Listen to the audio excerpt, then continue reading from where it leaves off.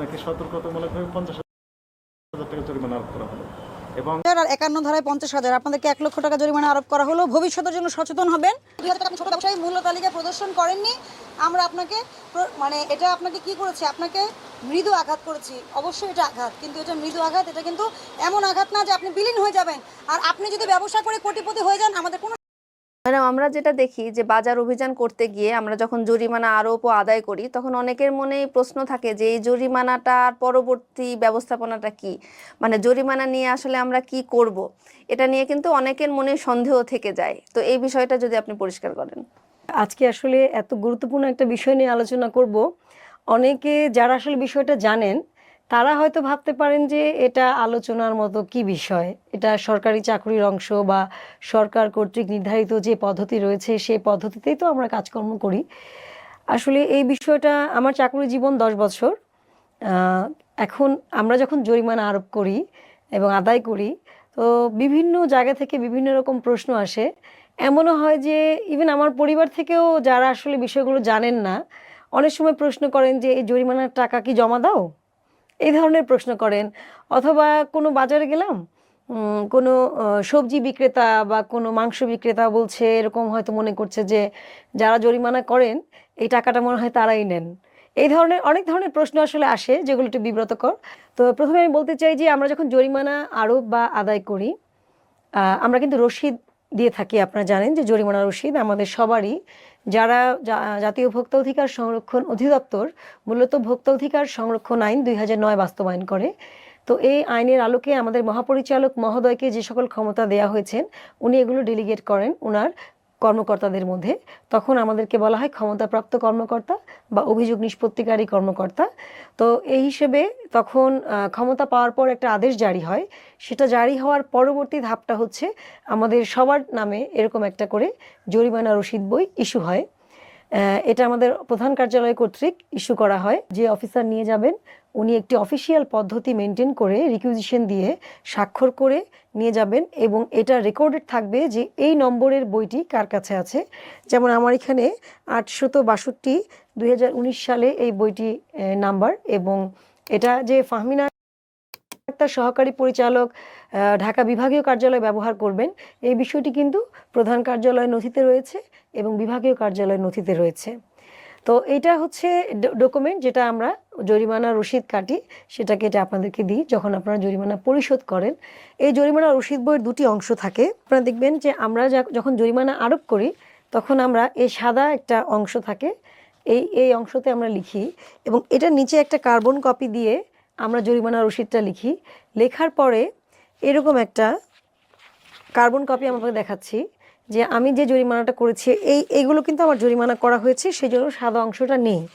আর বাকি অংশগুলোতে জরিমানা করা হয়নি, সেজন্য সাদা অংশগুলো রয়েছে। তো জরিমানা করার পরে আমরা যখন মূল রসিদটা দিয়ে দিই প্রতিষ্ঠানকে, এবং আমাদের কাছে এই কার্বন কপিটা থেকে যায়, এবং এটা কিন্তু সারা জীবন সংরক্ষণ করতে হয়। এটা এমন একটা জরুরি একটা এভিডেন্স সরকারের জন্য এবং আমাদের প্রতিষ্ঠানের জন্য এবং একজন অফিসারের জন্য, যে আমরা কিন্তু এটা সংরক্ষণ করি। এটা অডিটেবল, এটার অডিট হয়, আমরা টাকাটা কিভাবে জমা দিয়েছি, কি করছি, এভরিথিং এটা আমাদেরকে সারা জীবনই এটা সংরক্ষণ করতে হয়। এই জন্য আমরা কিন্তু সবসময় সচেতনতামূলক সভাতে গেলেও বলি, যদি জরিমানা আরোপ হয় তাহলে অবশ্যই আপনারা দেখবেন যে আপনাকে জরিমানা করছে সে আপনাকে কোনো জরিমানা রসিদ দিচ্ছে কিনা। রসিদ ছাড়া কিন্তু আপনি কখনোই জরিমানা পরিশোধ করবেন না। তার মানে রসিদ ছাড়া যদি কেউ আপনার কাছে টাকা চেয়ে থাকে তাহলে সেটা অনৈতিক এবং এটা বেআইনি, তখন আপনি আইনের আশ্রয় নিতে পারেন। জরিমানা আদায় করার পরে আমরা অফিসে চলে আসি বাজার অভিযান শেষ করে। তারপরে ওই দিন আমরা যতগুলো প্রতিষ্ঠানে জরিমানা আরোপ করি, সেটা আমাদের সফটওয়্যারে অথবা কম্পিউটারে একটি রিপোর্ট ইনিশিয়েট করি যে আমরা আজকে অমুক বাজার তদারকি করেছি, সেখানে এতটি প্রতিষ্ঠানকে কোন কোন ধারায় কত টাকা জরিমানা করা হয়েছে, এই বিষয়ক একটি রিপোর্ট আমরা প্রধান কার্যালয়ে প্রেরণ করি। এটা প্রধান কার্যালয় এটা সংরক্ষণ করে, এবং আমার যেটা নিজের অফিস সেখানেও এটা সংরক্ষিত থাকে। আপনারা জানেন যে সরকারের দুই ধরনের রেভিনিউ থাকে, একটা ট্যাক্স থেকে রেভিনিউ, ট্যাক্স ভ্যাটের, আর একটা হচ্ছে নন ট্যাক্স রেভিনিউ, মানে কর বহির্ভূত রাজস্ব আদায়। তো জরিমানাটা আসলে ট্যাক্স এবং ভ্যাট ছাড়া, এটা আমাদের এই জরিমানাটা হচ্ছে সরকারের নন ট্যাক্স রেভিনিউর আন্ডারে, এবং এই জরিমানাটা যে আমরা জমা দিব সরকারি কোষাগারে, সেটার জন্য একটা সুনির্দিষ্ট কোড রয়েছে, যেটা হচ্ছে জরিমানার কোড। মানে জরিমানার জন্য নির্ধারিত একটি কোড রয়েছে।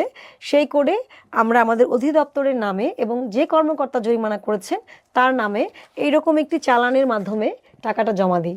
এবং এটার জন্য কিন্তু আমাদের নির্দেশনা আছে, যেদিন আমরা অভিযান করি সেই দিন অথবা তার পরের দিনের মধ্যেই টাকাটা জমা দিতে হবে, এটাই নিয়ম। আমরা কেউই এই নিয়মের ব্যত্যয় সাধারণত করি না। যদি সরকারি ছুটি শুক্র শনি অথবা এই ধরনের কোনো ছুটি না থাকে, ব্যাংক যদি খোলা থাকে, আমরা এটা অতি দ্রুত জমা দিয়ে দেই। যেমন এখানে 10,000 টাকা আমি জরিমানা আরোপ করেছিলাম জুন মাসের 2 তারিখ এই বছর 2024 সালে।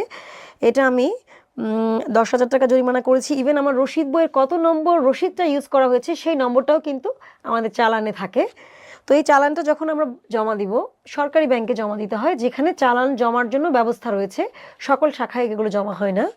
তো এখানে আমার দেখেন, এখানে 14 নম্বর দেওয়া আছে। এটা কিন্তু ব্যাংক কর্তৃক প্রদত্ত।